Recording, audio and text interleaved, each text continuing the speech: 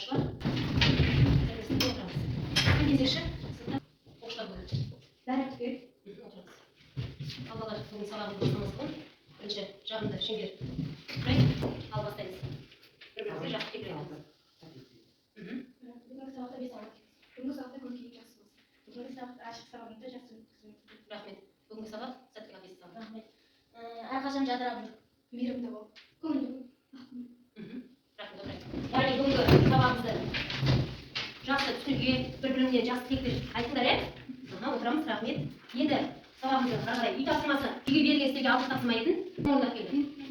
Үйге берген тапсырма 6 тапсырма басқа сөзден ғаламтор желісінен ауысу арқылы бағдарламалар туралы мәліметтер тауып есімдіктерді қатыстырып ресми сізде шағын баяндама жазып келу болады үй тапсырмасы ағылып отыр ғой. Елбасы атап кеткендей осыған ұлттандырылған сумен қамту жүйелерінде қажеттіліктерді пайызға алқалы шетелдердің саны 4 есеге дейін. Өте жақсы. Үкімет соңғы жылдары қабылдамалар қабылдау жүйелерінің жүзеге асырылып келеді. Соның маңызды бірі ауысым мәселесі болып табылады. Өте жақсы, тамаша. Қалай?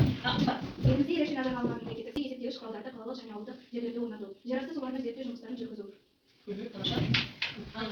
Су адым толық қасиеттері кесе дәмін көтерді, тағы басқа және құрылыстары организм үшін қауіпсіз болады. Негіздері иісі мен дәмін көрсеткішін екі бағдар жасау керек. Өте жақсы.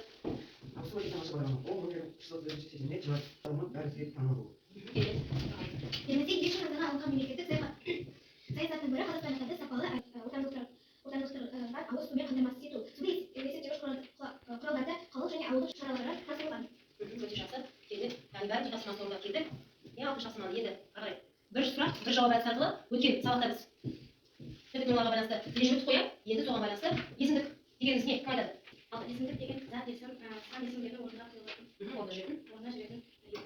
Сөз табының бірі, иә? Тағы да кім айтады? Ағай, жүктеу есімдігі дегеніміз не? Білем есімдіктің өзі ағай бөледі, жүктеу есімдігі, бүгін тағы өтеміз, қалды жүктеу есімдігі бөледі. Сол үшін жүктеу есімдігі дегеніміз аны? Жүктеу есімдігі дегеніміз бір шақырымда қолданатын есімдік. Оған біз, сіздердің есімдерін деген сөзде қолданады. Яғни көшеде деп ағай. Сөздеу есімдігі дегеніміз сұрақ қайда деген нұсқау және аталады. Және оларға кімге мынау жағдайда мысалы аян мына баламен дос болды. Яғни жерде оның ішінде мынау деген нұсқау не дейді. Бірақ сіздер есімдік деді, бірақ нұсқау деді, иә? Нұсқау деген нұсқау есімдік не болды? Сұрақтарға жауап берсе, сұрау есімдік болды. Сенде бұл жауап берсе, есімдік негізеу нұсқау мағыналары жатады деген сұрақ айтайын. Ол яғни есімдік дегеніміз не екенін өткен сабақта өткенбіз. Сұраққа жауап бердік. Жүктеу есімдігіне жауап бердік. Деген сіздер есімдігі дегеніміз не екенін жауап бердіңіздер. Бақтыңыздар. Өте жақсы, тамаша. Бар тапсырмасын орындап келесіздер. Қарай, жаңа тақырыбымыз бүгінгі. Күнде жазып дәлелдер ашыңыздар. Қаңтардың 17-сі сынып жұмысы. Бүгінгі тақырып судың түсі қандай? Жазасыз тақырыпты бүгін.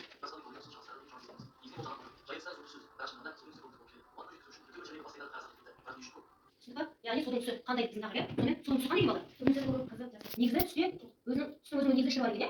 Қандай деген жана? Яғни сол түстердің біреу арқылы басқада түсі пайда болып келген, иә? Яғни бүгінгі сабағымыздың мақсаты ауыз ресми тілдегі мәтіндердің тақырыбын, мазмұнын, тілдік ерекшелігін салыстыру бүгінгі сабақтың мақсаты болды. Енді тақтаға назар аударайық. Яғни судың түсі қандай деген тақырыпқа байланысты табиғаттың баға жетпес ең қымбат қазынасының бірі, яғни балалар, бұл су.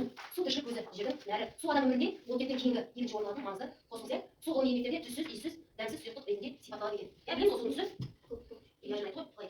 Енді әдебиеттік норматикалы бүгінгі сабақта тапсырмасын, иә, біз деген сабақтың соңында сізге кері байланысқа келіп болады. Яғни осы бір қызыл, бір жасыл ағымның тарапы сабақтың соңында келіп байланыс.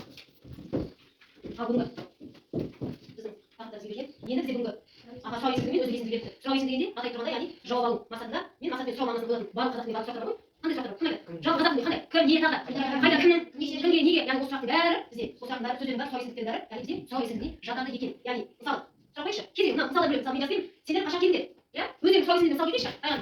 Сендердің ойындары қандай? Міне, бізде сұрау есімдігі қандай? Көңіл күйдері қандай болады? Жауап берейінші сұраққа. Көңіл күйдері қандай деп айған сұрақ қойды. Жақсы. Иә, керемет, өте жақсы, иә, бұл көңіл күйіміз. Міне, осы сияқты сұрау есімдігі деген осы. Енді одан кейін өзге есімдігі. Оны қалай түсінесіңдер? Атайып тұрғанда яғни өзге есімдігі әртүрлі тұлғадағы өз деген бір ғана осы сөз жатады. Яғни өзім, өзіңіз, өзі, өзімен деген сияқты өзі сөзден басталатын. Яғни сөздердің бәрі қандай екен? Мысалы мен жазып өз отаным, өзіміз жаздық. Тағы мысал, ақ кетірші бір мысал. Яғни өзіміз саяхатқа шығып кетуге, не ешкім тұрған өзіміз шығып кетті. Тағы мысал, ақ еді. Жоқ. Өзге есімдігі мысал кетірші. Өзіміздің ауылда жануарлар көп. Яғни өзіміздің, иә, өзге есімдігі не мысал келтірді. Түсіндік қой, яғни сұрау есімдігі, өзге есімдігі. Ал түсінікті болса, арнайы тапсырма, бірінші тапсырма, оқшаған, бірінші тапсырма. Мәтінге негізгі ақпараттар анықтаңдар. Яғни бірінші тапсырма келген бізге, иә, біз оны тіркер әдісі арқылы осы мәтін оқимыз, содан кейін ол жердегі негізгі ақпараттарды анықтаймыз, иә, бұл тапсырмада бізде мәтінді қазір оқимыз, содан кейін әдіс арқылы тіркер әдісі арқылы негізгі ақпараттарды анықтаймыз, содан кейін сұрақтарға жауап береміз. Ал енді мәтінді оқиық. Кім бастайды? Кім? Тағы да. Ал. Су өнімділігі түсіз дәмсіз, екі ретінде сипатталады. Бірақ халықтың жер суға көмір аталғанда Ақсу, Сарысу, Алакөл, Қызылкөл, Бозкөл, Шұбаркөл, Қарасу, Көксу. Қазақстанның жер су аттары зерттеуші қойшыбай зерттеулеріне ерлі салайық. Қара сөзі әртүрлі өзен көл атаулармен кездеседі. Мысалы, қарақұмық, қаракөл. Аяғыр. қызыл түсі деген өзен көл атауларында көптеген кездеседі. Мысалы, қызыл көл, қызыл құдық, қызыл ағаш тағы басқалар. Жер су атаулары құрамында кездеседі. Қызыл надай мағыналарға ие. Тағы шаққа. Болды ya енді. Бұл мәтіндегі негізгі ақпараттар қандай бізде? Тағы да ақпараттар жоқ. Қара деген сөздің Яғни жер су аттарын бізде я түстерінен келген мысалы қалай қарай айтып қызыл бар. Ақсу, Сарысу. Яғни бізде Қазақстандағы жер су аттарының қойылған атаулары ол түстермен байланысты болып келеді. Мысалы ақ түс, ақ деген соған байланысты қандай жер су аттар бар? Ақ атақты. Осы сияқты қызыл түске байланысты қандай жер су аттар бар? Қарға байланысты шығар сөйлесін. Қара өзен тағы, Қаратау, яғни осы сияқты яғни түстерге байланысты жер су аттары бар екен. Ең алғаш келесі сұрақ. Судың түсі қандай екен сонда?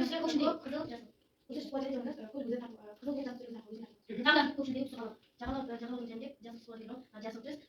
я звонок не беру я не знаю уже он меня не суханил қанша жауап берді астындағы өсімдіктер хлорофилл яғни ішіндегі судың ішінде бұл жақсы көп бізге судың түсіне көрінеді иә ана келесі сұрақ судың дәмі бола ма иісін сезуге болады. бола ма кім қалай дәмі болады судың әркім өз ойында шынында аха Себебі ол тұзды болуы.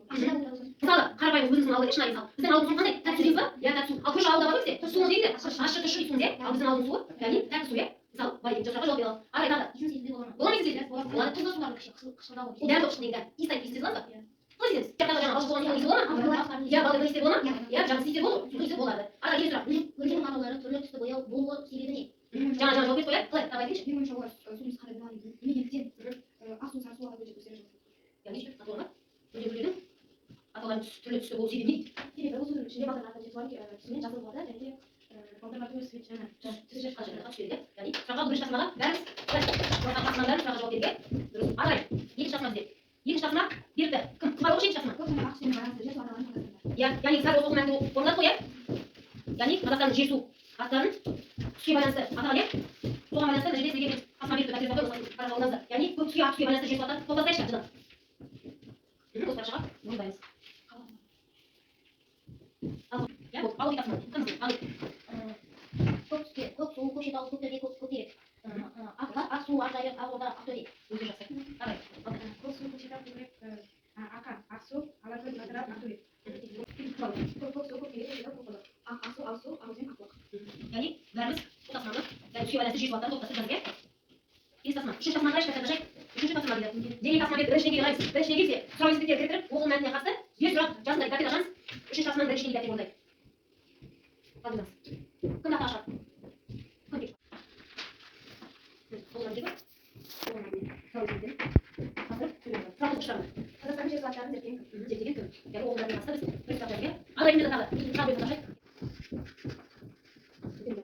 қазақ даласында қандай көлдер бар иә сұрақ жазып қандай сұрағы осы тағы кім жазады жоқ өзім жазып болды оқимын қазір оған сұрақтан өшіріңіз бар қалың жағын оқшы аяқ болды Су аттарына қанша рет атаған? Су аттарына қандай көлдер жатады? Қазақстанның жер су аттары зерттеген. Әлемде қанша жер су аты бар? Судың түсі қандай? Қарасу деп неге аталады? Қазақ даласында қандай көлдер бар? Судың иісі қандай? яғни бүгінгі сұрақ есептерді түсіріп жаздық иә сөйтіп оқу мәтініне қатысты сұрақ жаздық иә сұрақтар қойып оқу мәтініне байланысты өте тамаша тасыманы дәрістері орындадық мәтіндегі ақпараттарды шынайы өмірмен байланыстырып диалог құрыңдар диалогте өздік есігін қолданыңдар дейді яғни мәтіндегі ақпарат жаңа оқып қой оқу мәтіні иә сол оқу мәтініне байланысты өздік есігін қатыстырып диалог құрыңдар ал орындай тасыманы дәптерге жазамыз екінші деңгей үшінші тасыманы орындай тасыманы өздік есігін қатыстырып диалог құру деген Біз өзіміз осы болуын береді. Біздің жер арасында. Өзіміз баратын шығамыз. Жарайды, сол. диалог құрды иә өте жақсы Аяласын кеше қаза болды. Мен кеше өзіміздің ортасында демалыс қалдырдым. Ол қандай келген жай, мені ана шақырып жатыр, сол болды. өз есігінде қайсың Өзіміздің.